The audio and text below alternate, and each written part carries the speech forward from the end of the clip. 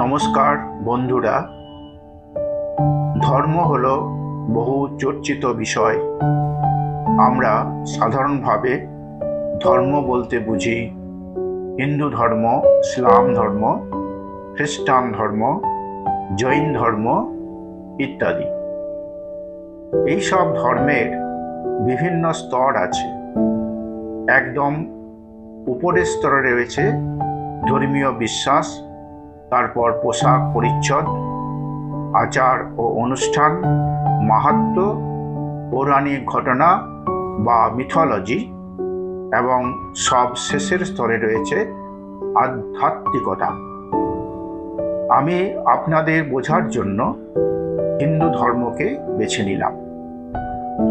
হিন্দু ধর্মাবলম্বীগণ বিশ্বাস করেন আত্মা ও পরমাত্মার অস্তিত্ব, পৌত্তলিকতা, অবতার ও পুনর্জন্ম।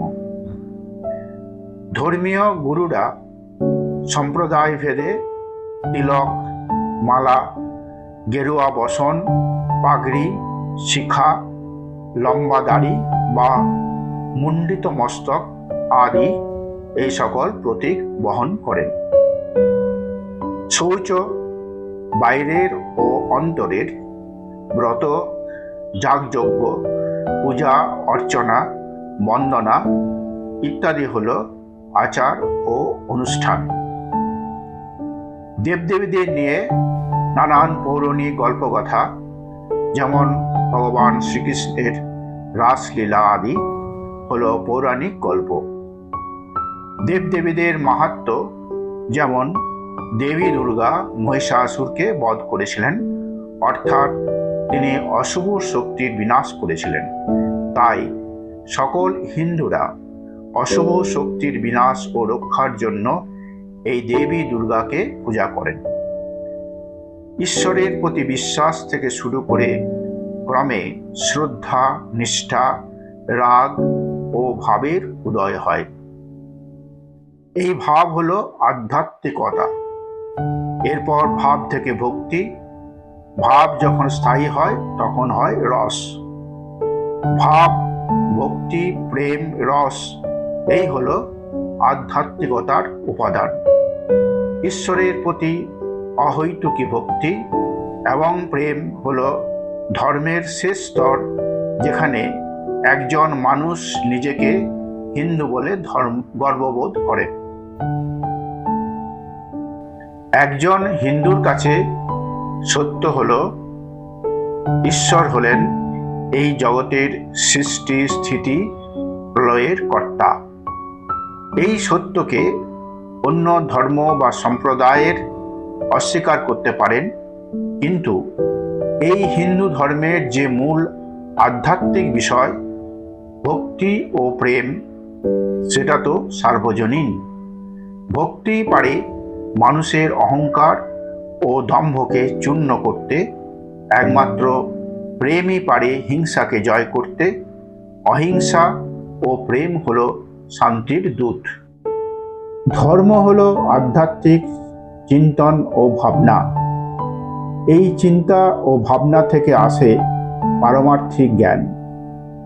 পারমার্থিক জ্ঞান লাভ হলে আর কোনো জ্ঞানের প্রয়োজন হয় না। আসে মুক্তির আনন্দ, যা চেটেপুটে আস্বাদন করাই হলো মানুষের বেঁচে থাকার সার্থকতা। ধর্ম, অর্থ, কাম ও মোক্ষ এই চারটি হলো চতুর্পুরুষার্থ। বৈষ্ণবেরা আরও একটি পুরুষার্থ যোগ করেছেন, সেটি হলো প্রেম। চতুর্পুরুষার্থের প্রথম তিনটি হলো জাগতিক এবং শেষটি হলো আধ্যাত্মিক। আর বৈষ্ণবের পঞ্চমটি অর্থাৎ প্রেম হলো চিন্ময় বস্তু। এই বস্তুটি ভাব এবং রসের এক অদ্ভুত মিশ্রণ, যেটি পান করলে মানুষের অষ্টসাত্ত্বিক বিকার ঘটে। এই বিকার হলো আধ্যাত্মিক বা চরম আনন্দের বহিঃপ্রকাশ, আত্মার সাথে পরমাত্মার। ধর্ম হলো সৎ উপায়ে বেঁচে থাকার জন্য সৎ কর্ম করা, এবং সৎভাবে অর্থ উপার্জন করা। আমাদের জীবনে কিছু কিছু নিত্য ও নৈমিত্তিক কর্ম করতে হয় এবং এই সকল কর্মের জন্য আমাদের প্রয়োজন হয় অর্থ।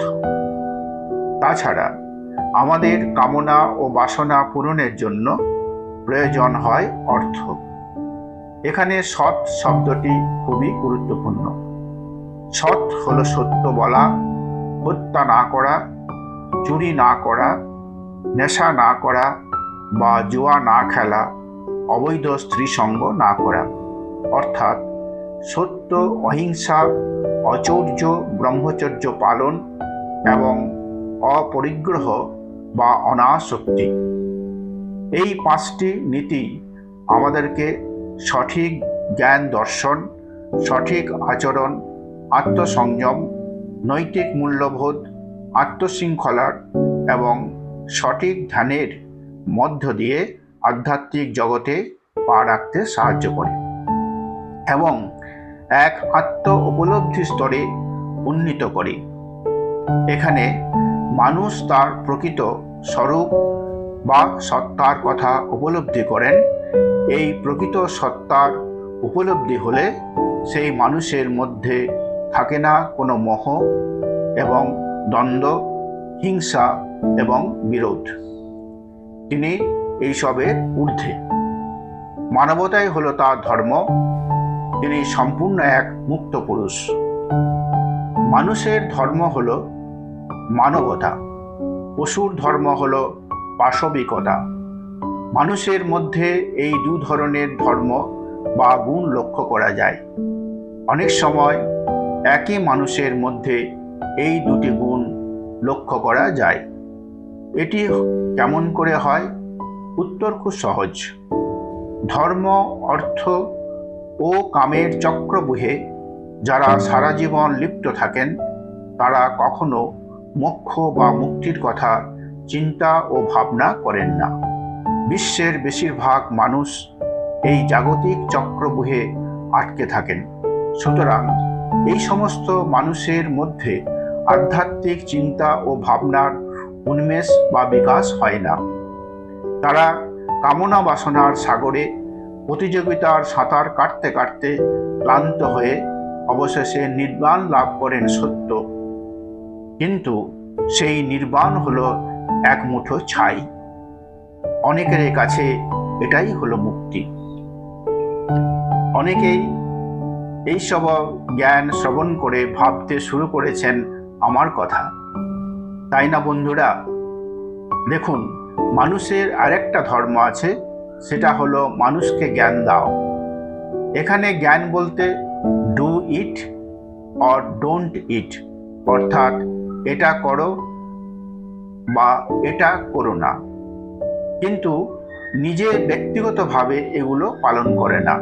বলা খুব সহজ, কিন্তু আচরণ করা ততই কঠিন। যিনি বলেন এবং ব্যক্তিগত জীবনে আচরণ করেন তিনি জ্ঞান দেওয়ার অধিকারী। চৈতন্য মহাপ্রভুর কথা স্মরণ করে বলি, আপনি আচরি ধর্ম পরকে শেখাও।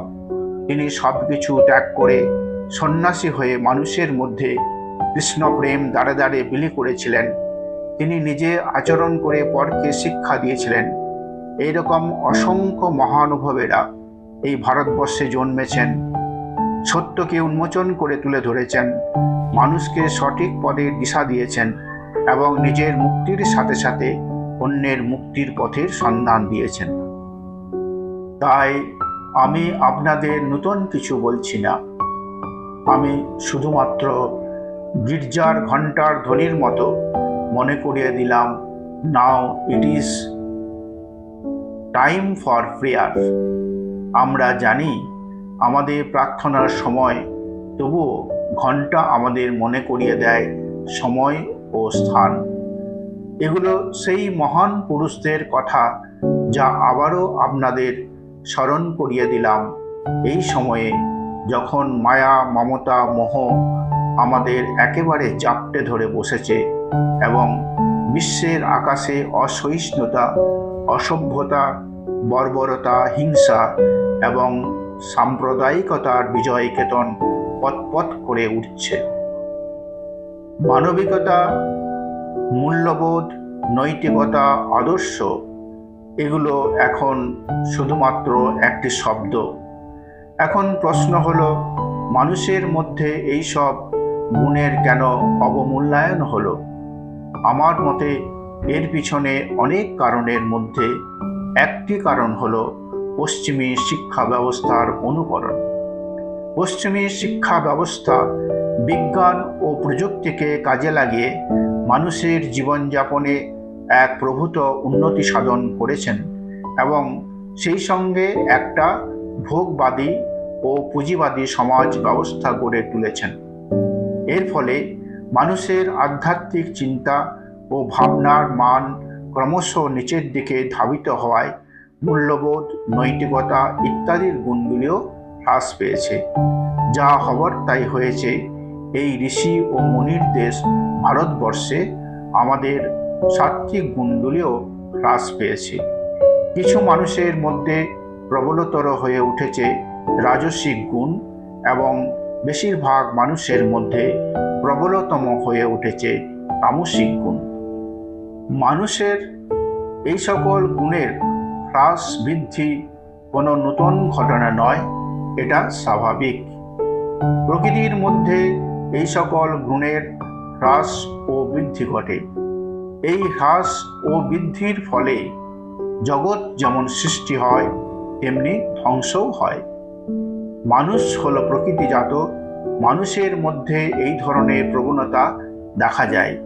বেশি বেশি মানুষের মধ্যে সাত্ত্বিক গুণ বৃদ্ধি পেলে ভালো কর্মের প্রবণতা বৃদ্ধি পাবে।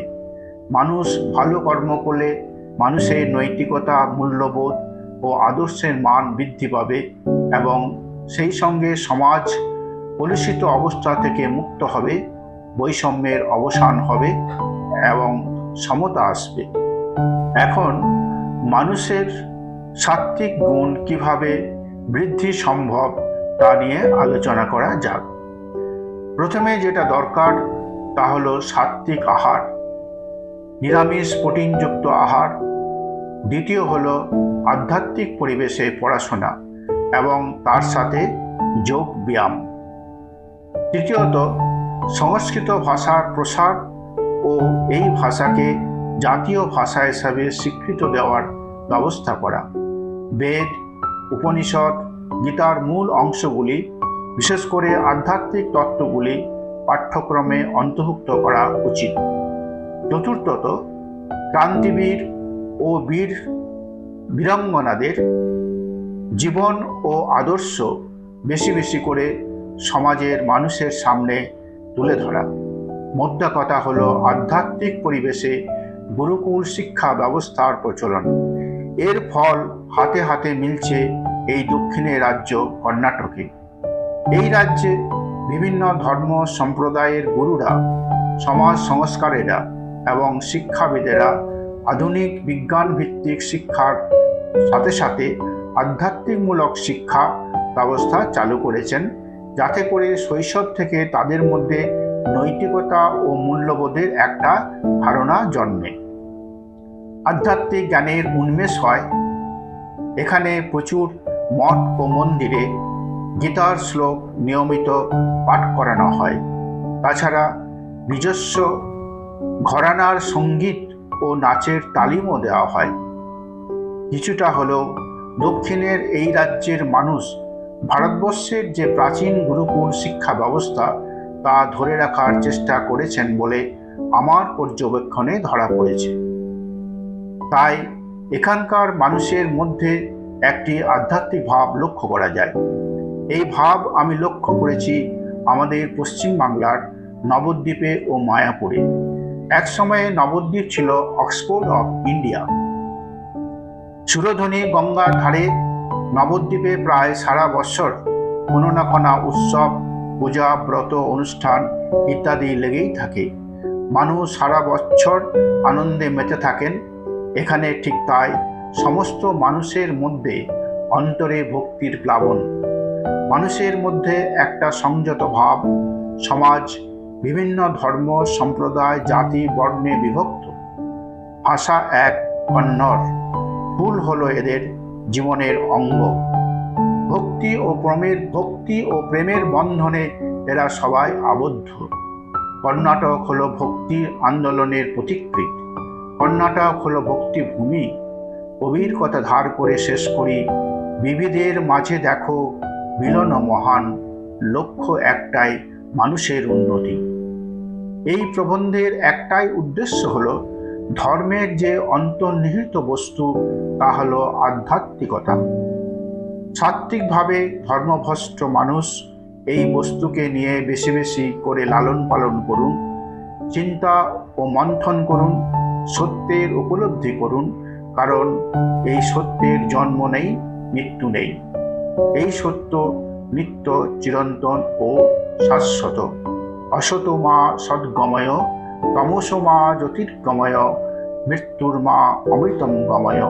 ওম শান্তি শান্তি শান্তি।